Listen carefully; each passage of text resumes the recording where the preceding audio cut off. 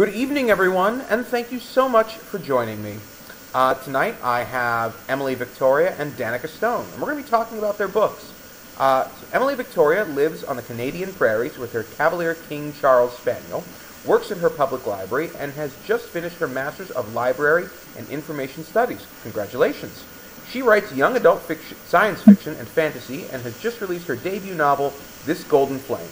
When not wordsmithing, she likes walking her overexcitable dog, drinking far too much tea, and crocheting things she no longer has the space to store. Danika Stone is an author, artist, and educator who discovered a passion for writing fiction while in the throes of her master's thesis. A self-declared bibliophile, Danika now writes novels for both teens, including Switchback, Internet Famous, and All the Fields, and adults, including Edge of the Wild, The Dark Divide, and The Fall of Night. Her young adult novel Switchback was selected as one of the best YA books of 2019 by the Canadian Children's Book Centre and featured as a top 10 YA for everyone in Canadian Living magazine. Her Waterton Mystery series was selected by Chapters for their Our Favorite Canadian Fiction category. So thank you both very much for being with me here tonight. I really appreciate it. Thank you for hosting us. Yeah, this is going to be a lot of fun for me. I'm excited to be back on the show. It's been, I feel like, a couple of weeks since I've gotten to do one of these where I was on it. Marielle was very gracious in hosting the last one, and I'm just excited to be back here. So, good to see everyone. Let me start off with asking what I hope is an easy question. I want to talk about your books. What was the initial spark for each of your books? So, what was the spark for The Golden Flame, and then what was the spark for Switchback? Yeah, so for this Golden Flame, it's actually set in an ancient Greek-inspired world, and that was one of the initial things that first came to me. Ancient Greece has always really inspired me, so I knew I wanted my next book to be set there. And then the other sort of element I had right from the beginning was my two characters, Karis and Alex.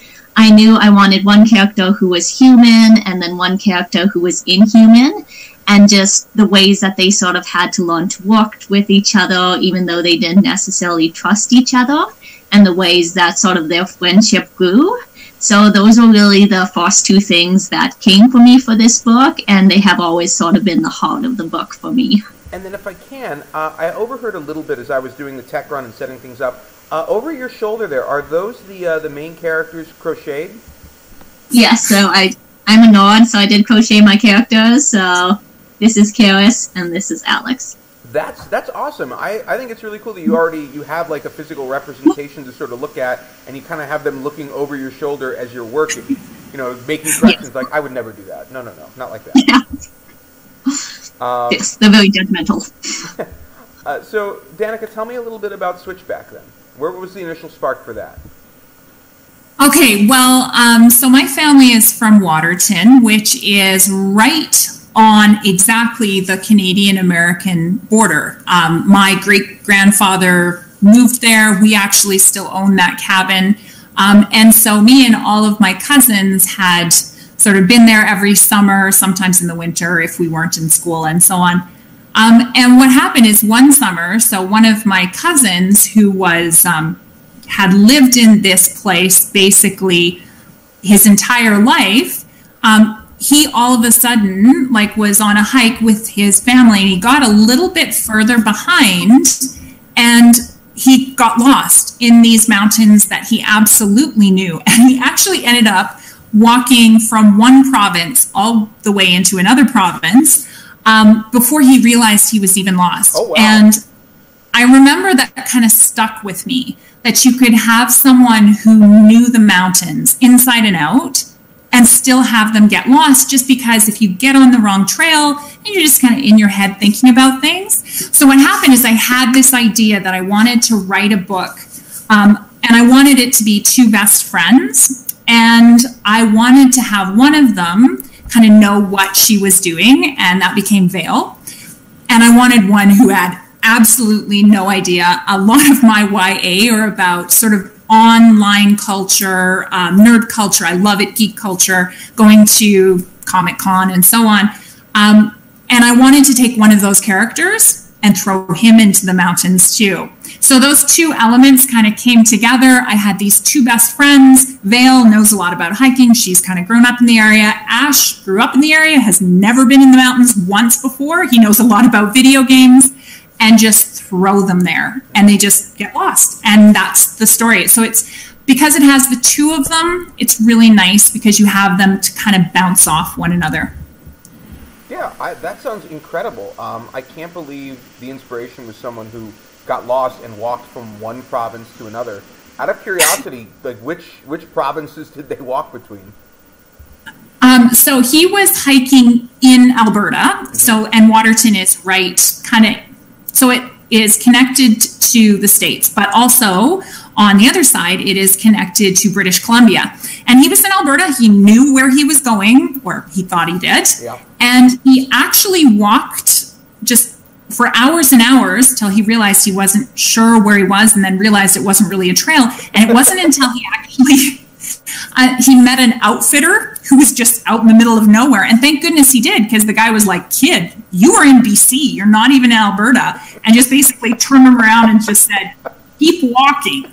And so he just turned him around and he walked all the way back. But I remember hearing that and just thinking, wow, that could have been so bad. Mm-hmm. If he didn't run into someone, he could have just as easily kept walking and really gotten lost, because it's just mountains all the way to the coast. Then. Sure. Yeah. No, that's incredible. Yeah, it's funny you mentioned Alberta and hiking. I love to go camping, and one of my dream camping spots is Banff. And my hope is, when the world's a little bit better and the borders are a thing that can be crossed again, I've got the dogs. We're going to make a big adventure out of it. But speaking kind of about characters, you know, both of your books are in different subgenres of young adult. This Golden Flame being fantasy science fiction, and Switchback being sort of a contemporary adventure story. But at their core, they're about people coming together to overcome difficult circumstances and survive against all odds. How do you create that kind of tension with your character relationships? How do they drive the story forward? And do you think that there's sort of a crossover of interest in these different genres because at their core, it's people coming together to survive against the odds? And so I want to kick this first to Emily and sort of have you tell me what you think.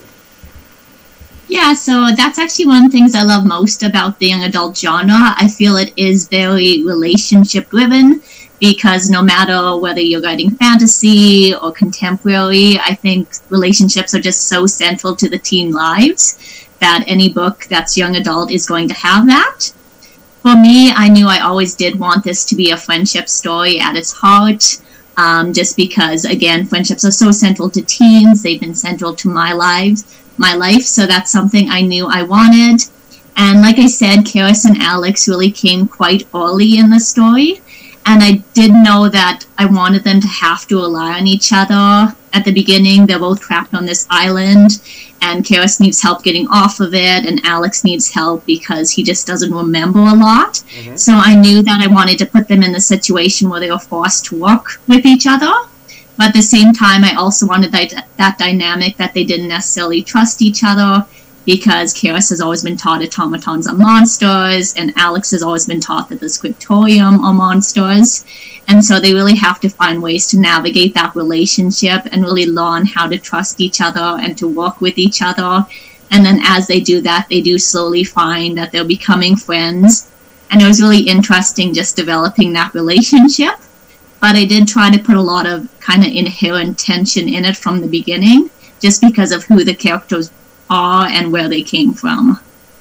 Yeah, I think you're completely right. I think one of the real strengths of young adult novels is that at their core, they really are about the relationships between characters. And while I know you could certainly say that about a lot of other genres, and in fact, an argument would be made that most stories are about the progression of characters, the relationships between them is really, I think, a hallmark of young adult. So Danika, the same question then to you, I guess. Well, one of the things that I wanted to do with this novel with Switchback is I had written a couple of teen romances. They often started as friends, but would end up together. Mm-hmm. And I wanted to kind of turn that on its head, because I know there was sort of an expectation that you take this boy and a girl and you put them in the woods and that they were going to like fall for each other. And I just wanted none of that. Very much like Emily's story, I wanted to write a friendship story. And so I really addressed that early on. The tension comes from those parts of high school that have nothing to do with romance, but can be so heartbreaking. So Vale very much from the beginning will stand up for herself, but she's one of those kids that really gets picked on. I know I have had so many readers, like they read Vale and they just see themselves. So she does have a best friend. She does have Ash, and the tension comes from Ash is sort of the class clown. He gets along with everybody, and he's really good at laughing along with things. But it's even when he's laughing along when they're tormenting his best friend, just kind of making light of it. So the tension becomes as the story progresses, and they're out in the middle of the woods, they're trying to survive, but it's like coming to this realization that at some point you really have to take a stand for what you believe, even if it makes you a target as well. And that's really Ash's journey, is actually realizing that sometimes it's okay to be hated, because the right thing is sometimes the hardest thing. So writing those moments was so hard for me, because like you want them to just be friends, get along. But there is something really true and raw about high school and bullies and the people that are the watchers around it and who never step in.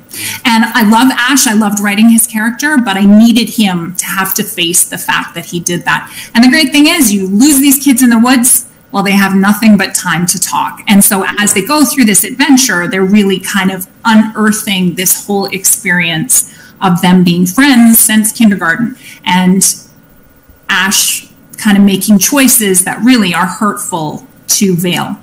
Yeah. So yeah, that was kind of what I did. Excellent. And I think you're completely right. The idea that, there are no bystanders in life, I think is something that everyone has to come to terms with at some point. We all just kind of want to get along. We all just want to, hey, look, that's happening over there. That doesn't involve me. I'm not going to stick my nose in it. But the truth is, choosing not to make a choice is a choice. You're just siding with the oppressor at that point. And I think that's something that's very important for everyone to learn. And if it takes a walk in the woods to do it, I think that's great.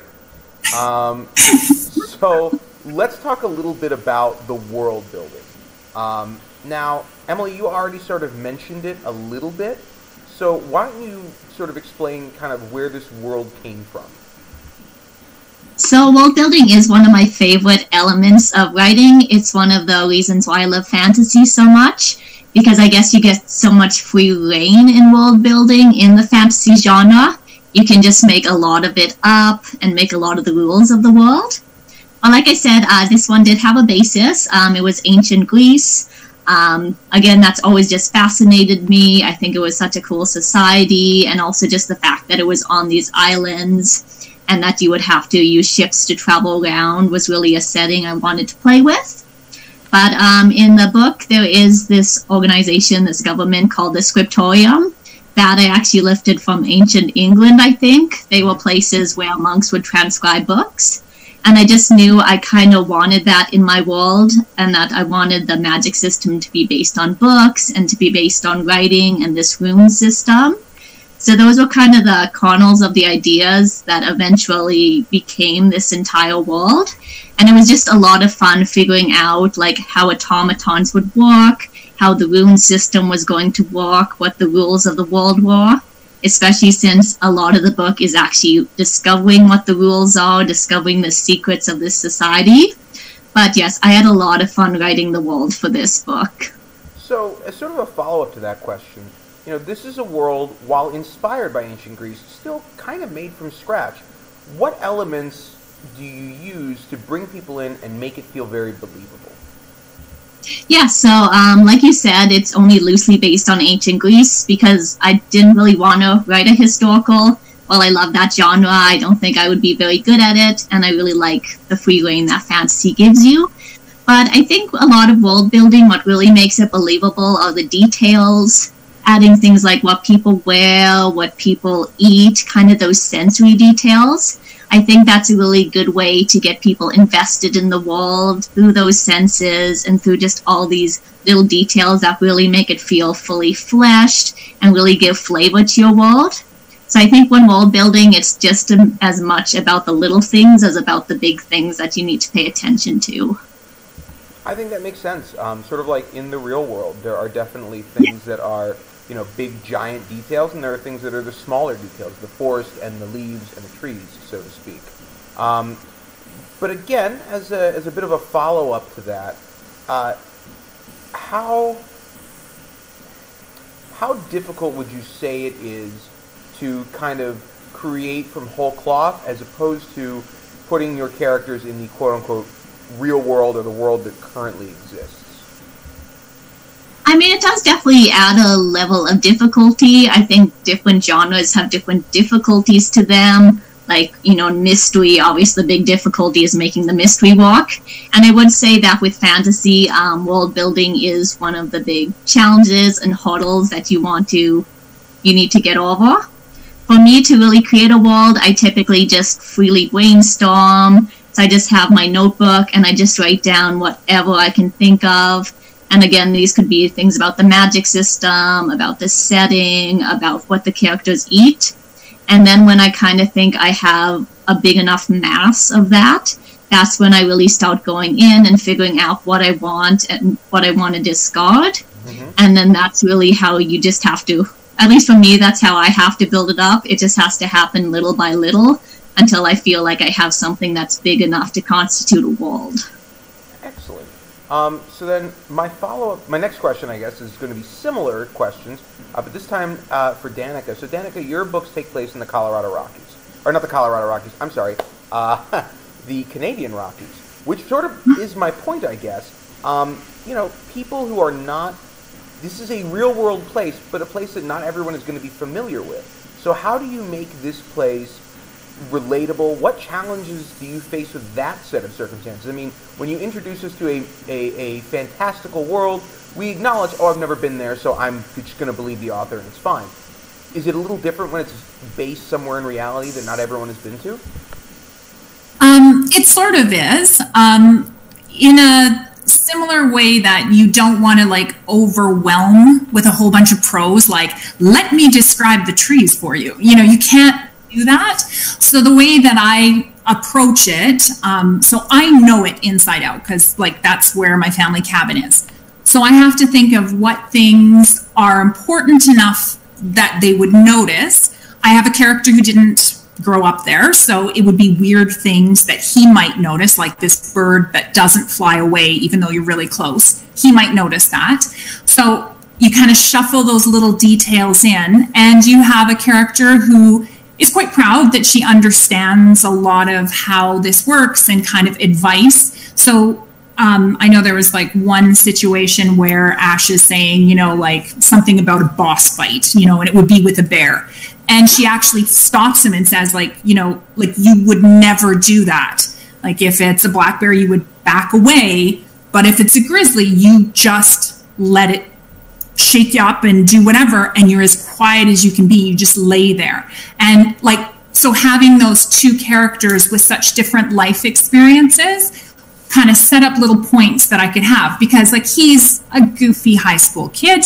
I love him, but he makes terrible choices, and he would think of a video game. Total side story, but I know that my my editor had emailed me. She was like, I love Ash, and given how many terrible choices he makes, that's saying a lot. So yeah, doing it that way, just kind of tucking those things in there. And I also do write mystery thrillers. I know, you hear the whole thing of Chekhov's gun. So if you see the gun in the first act, it's going to go off by the third.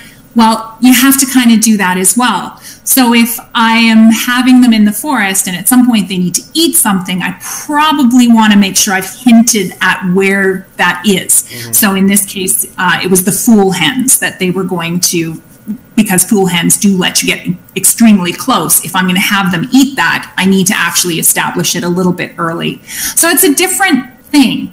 I know only if it works at the end of it, if someone emails me and says like, oh my gosh, I couldn't put it down, I was terrified, I'm never going to the mountains, which is like funny because I don't want people never to go to the mountains. Right. But it does tell me that it works then, you know, that they actually felt like they were there. And then very similarly to what Emily was describing, how you take particular tangible things, little sensory details, and put them in. I know for myself, this was not even in Waterton. We were way in the outback and we were camping. And I remember getting up in the middle of the night just to check on the fire. And I looked up and it felt like I was going to fall upward because the stars were so bright. And so taking that feeling and then writing it into a little bit of a scene. And so, yeah, things like that. So then let me follow up with the same part of the question I sort of ended with Emily. Instead of asking what's more difficult, I should probably have asked that better, because no one wants to say that their writing is more difficult or harder or easier. What are some of the difficulties that you feel like you run into writing about a place that actually exists that you wouldn't run into in writing about a place that you've created?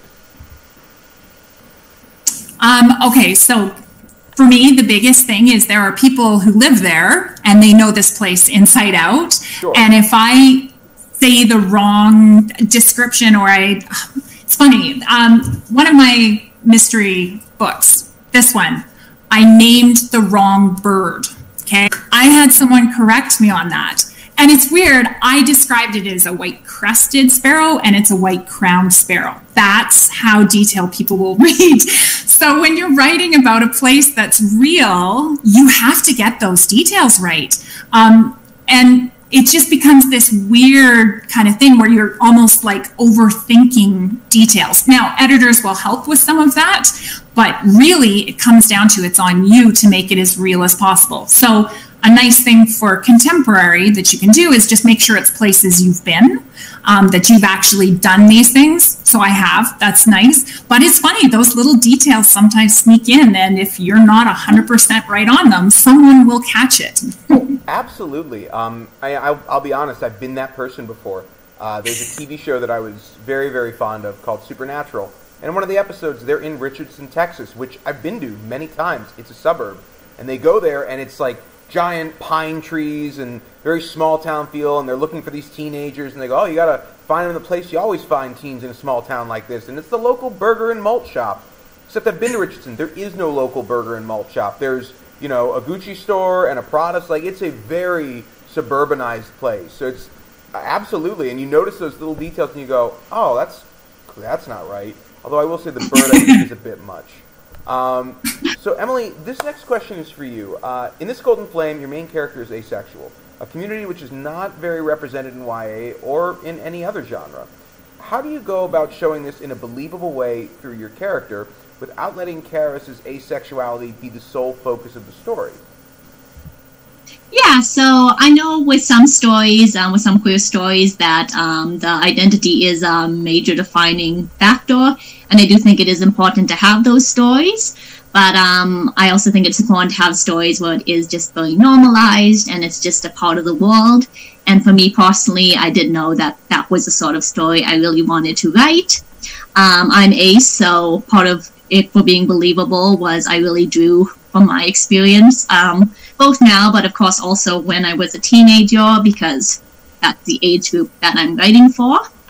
And it was really just about kind of treating it just like you would treat a straight character. Like, it didn't have to be mentioned a lot. It definitely was a part of who that character was, how they behaved, how they interacted with others. But I didn't want to make it this big topic or this big issue in the book. So I did just really try to treat it just like I would have treated any other character. Yeah, I mean, you didn't want to make it feel like, you know, a very special episode of Dawson's Creek, where that's what we're going to talk about today. Yeah. I can't remember who it was, but I was doing an author event with someone, and they talked about how they, you know, they understood people writing gay angst, as they called it, where the whole focus is on the angst of their sexuality, but that it was, you know, time to move past that and tell different stories where that's not the focus. So I think that's great. Sort of as a follow-up to that, Why do you think it's important to show more of these experiences in books, especially with kids or young adults? Well, of course, for actual ace teenagers, it's really important that, they see themselves reflected in the books that they read, that they can see that they're included in these books, and that they can find books that they love, that they can reflect who they are. But I think for all teens, it's important to read about experiences that are different from you. It's important to read about characters who have identities that are different than you. So I do think it is really important just to see all these different identities in novels, because books are just so powerful and everyone deserves to have that. Yeah, I think that makes complete sense. So, Danika, let me sort of ask you kind of a tangentially related question. You had mentioned it was important to not write a romance triangle, and how that's very common. Can you expand on that a little bit more about writing something where the main focus of the relationship isn't they will, they won't, they, and then they do, and they live happily ever after, but on friendship? Because I feel like so much of the media that we consume as adults, and certainly the media aimed at teenagers and young adults, is devoted to, okay, all these other things, yeah, there's a war on. Like, you read any of the survivor books where they're fighting against the Nazis, and it's like, yep, there's a war, and you're fighting the Nazis, and it's horrible, but also you're in love, and there's nothing wrong with that. But I feel like sometimes the message we send is, none of this really matters as long as you get the girl, or the guy notices you, or... So can you expand on that a little bit? Sure. So first of all, I will just let you know that in Switchback, Vale is Arrow Ace, and she says that because she doesn't want there to be any confusion with Ash. She just makes it clear. And it's interesting because very much like what Emily was saying, that was not supposed to be the main storyline. But I also feel like so often there are those characters who are in stories and they are just kind of left unspoken. They don't have someone actually speak their truth. So that was the first thing. It was important to me that she actually said it. I just knew her as a character. That's who she was. And so it just becomes this thing very early on where they're kind of huddled together for warmth, and she just needs to make it clear, nothing's going to happen, and here's why. And that was a nice thing. Separately, though, just so often, as you pointed out, a story becomes tangled up in this idea that it always has to lead to a happily ever after. And there's a whole genre of books that do that, and it's wonderful, and I'm glad if they give people joy. But I think, honestly, when I look back at high school, the most impactful relationships were friendships, to be honest. And those relationships can be heartbreaking. And I have a bit of that in Switchback, where you love this friend and they are hurting you and they have no idea what they're doing. And then the flip side is they can also be really powerful and they can give you the strength to finally face things that you were terrified of. And I just wasn't seeing that a lot. Early on, this was way back, All the Feels. I sent it to my beta readers, and they start off as best friends, and they do eventually end up dating. And I remember one of the really powerful emails I got back was my friend Jen said, why do they have to end up together? Their relationship was full as best friends. And now that was the right story for me to tell at that time, but it really stuck with me. It's why? Why can't the friendship define it? And so as I was, continuing to write, I really just felt this urge, I really wanted this friendship story that did not go anywhere else.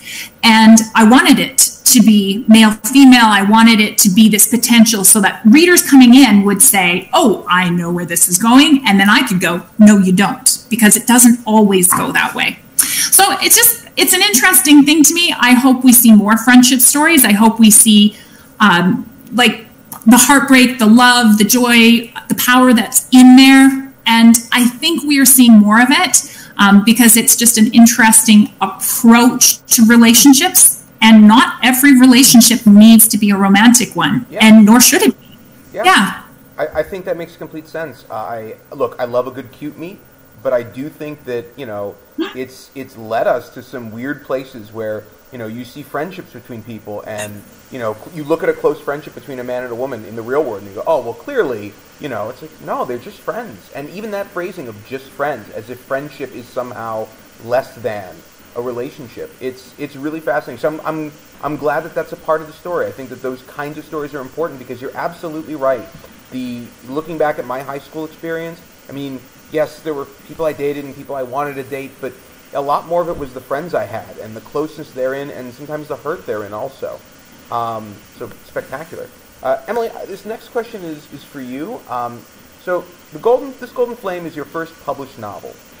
What was the experience of being a debut author? How's that been for you, I guess? So, I mean, it's of course been an amazing experience. I've dreamed of being published for a very long time, and of course it's so wonderful being able to hold my book in my own hands. I think because I debuted during a pandemic, it definitely changed things. I mean, there were some really great aspects about this, like I love being able to be here today, which I probably wouldn't have in, the before times. But there are also challenging aspects in that, of course, everything was changing so quickly just in the world around us. But overall, it's just been really amazing. I connected with my debut class of all the ones who are debuting this year. I've gotten to be in some mentorship programs, and it's just overall been a really lovely experience. That's excellent. And sort of as a follow-up then, with all the wonderful parts of being a debut author, I'm sure there are normally some hard parts as well. And this particular year to debut, I mean, honestly, I think everyone in your debut class, you guys need a badge. So that way when you see each other at different conventions and expos, you can just know, oh, you're a 2020 debut? Me too. You guys can go to the bar and get this kind of drinks or something. What were some of the difficulties that you faced just in writing this book, and especially in writing it in, to borrow the phrase that everyone is very tired of, in such uncertain times? So it was actually really nice in that I was a 2021, because the 2020 debut class had already kind of gone through this before us, and they're also just such a supportive group of writers. So it was just wonderful that, we kind of had their experience to draw on. So I'm very grateful to that class as well. But yeah, some of the challenges were, I think this is just a naturally isolating time, and a lot of the things I had hoped to do around my debut, like going to conferences, having an in-person launch event, suddenly those weren't possible to do. So I did sort of feel, that what should have been kind of like a very, social and celebratory time just became a bit harder to do. But at the same time, it did mean, of course, that you can do other events, and that opens up other opportunities. So it's just all about thinking positively about it and enjoying what you do have. Yeah, absolutely. And you mentioned earlier, some remorse at not being able to go to Book Expo. And yeah. I have to be honest, I feel the exact same way. I took over my bookstore in October, and it was a madhouse, and, we're getting ready for the holidays, and I'd never worked in a bookstore, and I'm learning everything, and I got to go to Winter Institute, and I was blown away. I was like, oh my God, this is amazing, and our store manager was there with me, and she said, no, Book Expo, you're going to lose your mind. And, now I'm kind of looking at it going, maybe not 2021, maybe 2022, we'll get to do that. So yeah. I understand that one for sure. Danika, on the other hand, on the other side of the equation, I guess, you've published several novels for both teens and adults. Do you feel like it's gotten easier with each book you've written? Has it gotten harder? Is it about the same? And what were some of the differences, pre-pandemic and now, I guess, in the before times and in now? Well, I think like any skill, and writing is a skill, the more you do it, like the easier it is to actually get the words out. That's probably something I would love to remind all aspiring writers, is that really there is a point that you've written so many words that you can kind of just trust almost like your mental muscle memory. So it's easier to get the book done. It is absolutely easier to get the book done. I can, with devoted time, get it done in 2 months. I can write the rough draft. I don't worry about that anymore. But then there's all these other parts that sort of become stressful. So you put out your book, and you shouldn't just be judged on what you've done before, but it really does become part of that. I mean, that's part of the whole thing of, your second novel, often if it performs as well or performs not as well, can kind of impact your career. So those career concerns, I didn't have them when I was just trying to finish a book or get an agent or get it published. So those become bigger, but it's also a good problem. Like, I love what I do. I love writing. I would do it if no one ever read another book. I'd be sad, but I would still do it. So I don't know, it's like a double-edged sword. I guess also what I would think about is that you really have to love where you are right now for every step of the way, because it's so different. You guys were just talking about BookCon and Book Expo. I, for the longest time, kind of had this weird feeling like I was an author, but was I really an author? And going to Book Expo to launch Switchback in 2019, I remember walking in and I was just overwhelmed. And I actually, right then, I felt it. And I do remember that whole week that I was there, I just kind of lived that moment. And I was like, this is amazing. This feeling like I'm never going to reach that again. And seeing your book in a big poster alongside all these famous authors, like, why am I up there? So yeah, you have to kind of love each moment. So yeah, the answer is both. And that's not really a good answer, but it's easier and it's harder for different reasons. But in the end, I'm just super excited that I'm allowed to write and that I'm given a venue for it. And even if I never published again, I'm just happy to be here. Absolutely. That's a perfectly valid answer. I think, like most things in life, yeah, there are parts of it that are easier. There are parts of it that are harder. That makes total sense. So you sort of started to answer my follow-up question totally unintentionally, because none of us have looked at these questions beforehand. But what advice would you give to an aspiring author? And Emily, let's start with you. So for an aspiring author, I just say really find your community. I know that writing can be a very isolating career, but there are people out there, whether that's critique partners or, of course, eventual agents, writing friends. Just really find that community you can be a part of, where they'll celebrate your successes and you can celebrate their successes, because it is just so important to surround yourself with people who will celebrate you and who also sort of know what you're going through. Okay, and then Danika, the same question back at you if you want to expand a little bit on your previous answer. I can't even remember exactly what I said, but the standard answer I always give to aspiring authors is finished is better than perfect. And I'm not kidding. Like, there are so many people who start a book and they get to the hard part and that's where they stop. And that's true of any major creative endeavor. I am sure there are points in every film production where the director goes home and just like curls up on his bed and is like, I just don't think this is going to work out. And it's like that with every book I write. I always get to a part where it just feels like a hot mess and I don't know how I'm going to untangle all these threads that are going every which way. So yeah, you have to force yourself to finish. That's the advice I give, and that is so truthful. And I think I mentioned it before, which is also good advice, is just love the place that you are right now. And I think Emily just talked about that so beautifully, about making those connections. And as you gain some success, I guess to add on to that, you got to give back, like help people out, give of your time and of your platform, because like we're all working together. We're not, people sometimes think that you're in competition with other authors. You're not, because I could never write fast enough for even my own youngest kid to read, and then I'd be like writing. Like, there's just no way. It takes 10 times as long to write a book. Actually, not even 10, 100 times as long to write a book as it does to read a book. And so you have to really promote other people. It just builds a great community. And Emily really talked about that. So I'm just going to say what she said, 100%. It's a perfectly great answer. So then let me sort of put that on its head a little bit. What are some negative's maybe too strong of a word. What are some habits that you see authors picking up or using that you really wish you could just sort of like smack it out of the hand and go, oh, no, don't do that.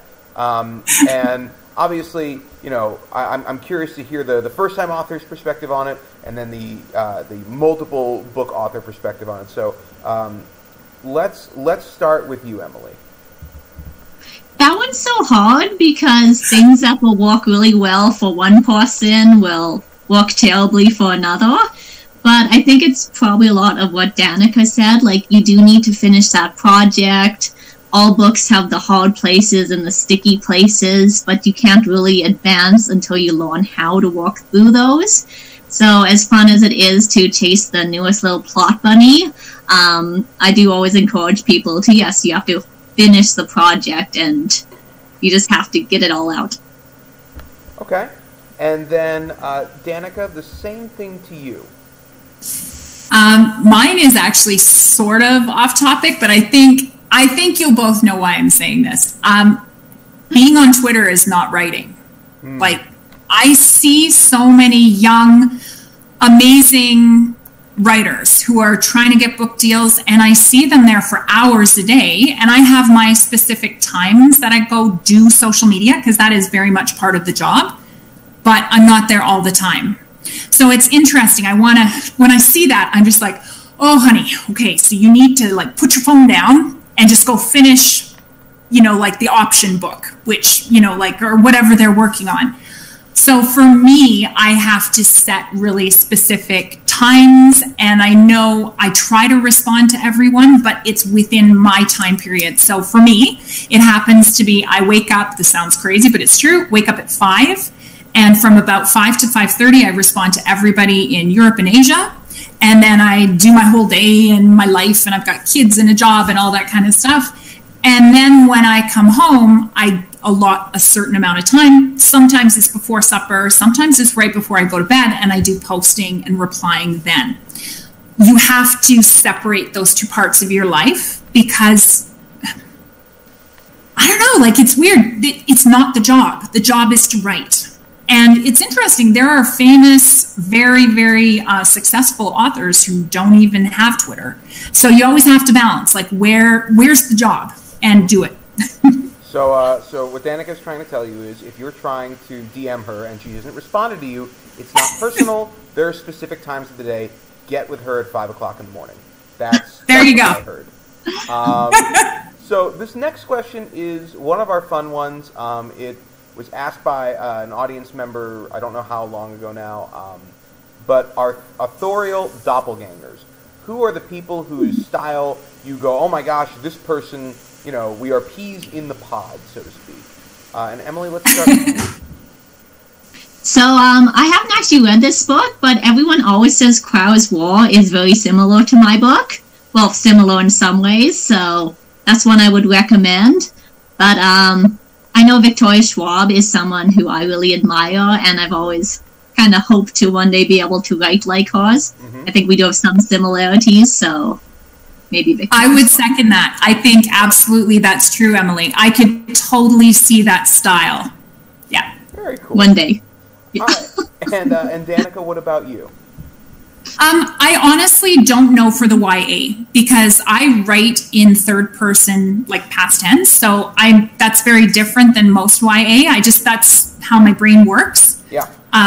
So for me, I do know for my the thrillers, the mysteries, I've had people tell me that I write similar to Stephen King. These very visceral descriptions. And it was funny, I remember being at a launch, I think it was for The Dark Divide. And I had this older man walk up and he was holding the book and he said, like, where is D.K. Stone? And I was like, oh, that's me. And he just looked at me and he said, I thought you were a man. I loved it. but it was just so weird. So yeah, I would probably say I've heard a couple times that the really creepy moments in the mysteries are similar to Stephen King, but honestly, I don't know for the young adult who it would be. But yeah, like Emily, I have a number of authors that I think, oh, if I could only write like Rainbow Roll or whatever, I don't know. But yeah, I think for the mysteries, I've heard the Stephen King comparison, but I am way slower than him and way less popular. So take it with a grain of salt. Yeah, well, it's interesting. That sort of leads in a way to sort of a follow-up question I've got. You know, both of you being here, supporting each other, authors supporting other authors, I think is part of what makes that community so special. And you see that all the time with blurbs written on dust jackets by other authors. So if you could pick any author, living or dead, who would you pick to write a blurb on your latest book and why? And Emily, let's start with you. I was actually very lucky. I actually got one of my dream blurbers, Rosie Thor. And the reason why I was so excited about that is because she was kind of the first fantasy book that I'd read with an ace protagonist.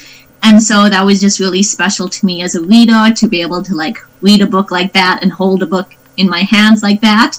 And so we did approach her and she did actually write my blurb. So I was very happy about that. That's perfect. And Danika, what about you then? Oh, like... Again, these are hard questions. I know I'm just going to totally steal what Emily did. When I did Fall of Night and it was coming out and we were in the middle of a pandemic, I had to ask some people to blurb. Gareth Powell, who is an incredible science fiction and thriller writer, had blurbed for me. And also in the horror side, because there is a little bit of horror in Fall of Night, Keelan Patrick Burke had also written a blurb. And I remember getting back the replies from both of them where they went, yeah, of course. And I just like sat there and just thought like, wow, like I'm amazed. But both of them were very supportive of that community.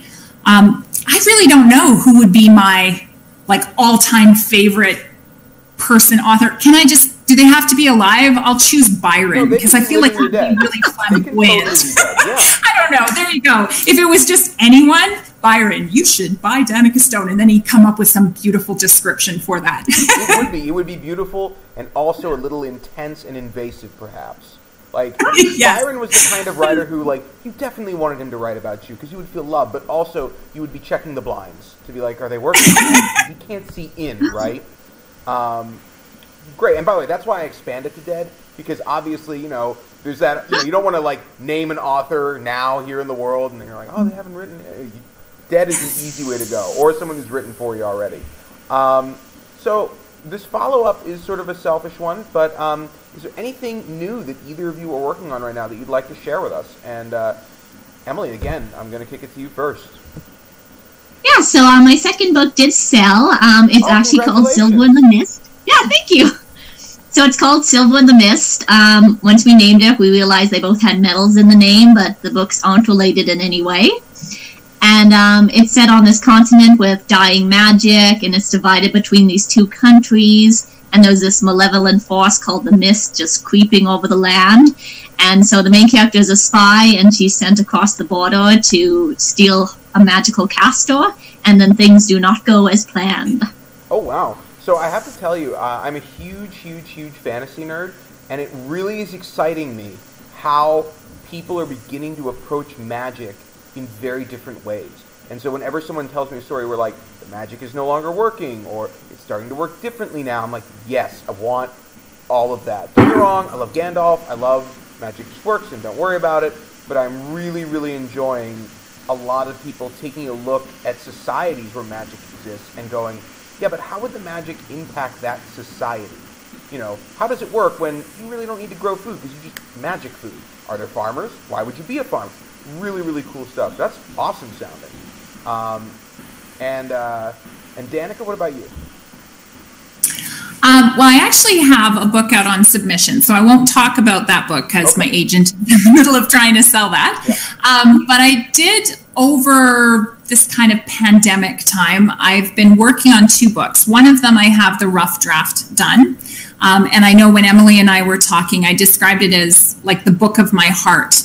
So the premise of the story is this young guy. I have 3 boys, right? So this is very much my story that's like this ode to my boys. And it's a young guy who he, through his whole life, he really wanted to be a football star. His parents have him in this academy, and he's like going to go, and there's all these reps from all these different teams. They're checking it out, and he has cardiac arrest in a game. And what happens is he ends up having this whole life that he's imagined for himself torn away. And he has to go to a different school because he can no longer go to the football academy. And it's him trying to find his way when his body has betrayed him, when his career hopes, when his parents are even having difficult time with that. And he finds his way into a group of friends who are D&D players. And I just loved kind of building this world where he could find a way to still have that competitiveness, to still feel valued, to find these new friends. And it again is a friendship story. And it's this group as they kind of find this, well, as Noah finds his way into this new part of his life. So that was the one I wrote at the start of quarantine. And I'm currently writing one which is much more the survival element. And this one I wanted to do not in the fall, like Switchback. It's dead of winter on the prairies, which in Canada, like there is very much killing cold at certain times of year. Even today, like when I left this morning, it was -17 Celsius. It's too cold. And so it really is these 2 friends, and they end up, you know, through some conflict, they end up driving around on the prairie, end up in a car accident, and then the cold really, really hits. And it's them trying just to get back to the farms because they're both farm kids. So yeah, I'm not quite sure what's going to happen with either of those books, but it's been really fun to have this place to put the stress of this year. Yeah. And so that's what I've done. Excellent. The football one sounds spectacular. I always find stories where, I'm trying to think of how to phrase this. All right. Because I have a background in fantasy, and those are the genres I tend to read. That's one of the genres I tend to read a lot. Your protagonists always seem to overcome. You know, no one's ever been able to survive the blue fires of whatever, and then they do because they're the chosen one. And there's nothing wrong with those stories. I like them. I love David Eddings. I love David Gemmell. But sometimes the real world does things, and you can't go back. You can only go forward. And those stories are also really important to tell. So I think that sounds really interesting. Although, as a hockey fan, there's a part of me that's like, but couldn't it be hockey? Couldn't he be going to couldn't he be trying to get into the CHL? He's at his junior draft, and he's played Pee-wees into Mitch. I don't know. So my final question: what's something that you read recently and enjoyed, or alternatively, something that you really want to read? You're like, it's on my list, I haven't gotten to it yet. Before joining the book world, never understood how many books I would desperately want to read and feel like I have no time to do it. So either of those answers is going to work for me. Emily, let's start with you. So yeah, one of the ones is Crow's War. I really want to read that one. Sure. But one I really enjoyed lately is I'll Be the One by Lila Lee. It's actually set in the K-pop world. I think I have it. So it's set in the K-pop world, and so this is Sky, and she's, I believe, an American, but a K-pop competition has come to her city, and she really wants to become a K-pop star. And it's just very fun and body positive, and Sky is such an amazing character. So, and plus this cover, I love this cover so much. So that's one I've really enjoyed lately. Okay, and Danika, what about you? Just recently, so some that just came out this week. One of them I've read, which is Shine Your Icy Crown by Amanda Lovelace, who I always call my internet daughter. She's amazing. So that's in her series there. So again, just beautiful poetry. Another one that came out, and I'm waiting for it to arrive, so I actually haven't got it, but it's like been top of my TBR for forever because I've just been waiting for it actually to release, is Kosoko Jackson, Yesterday is History. And that one, it's interesting. Like my brother, sorry, this is TMI, he passed away while he was on a transplant list. He was waiting for a transplant.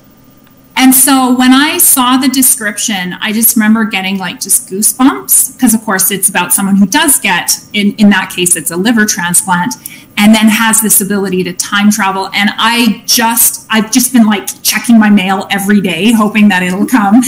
So yeah, I'm so excited for that.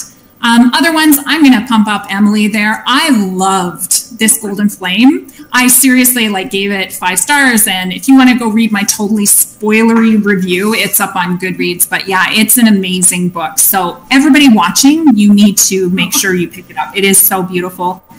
I'm trying to think what else. I have an arc of We Are the Fire by Sam Taylor. I've just started it. Seems really cool. It looks like an interesting fantasy book. Yeah, so those are some of mine.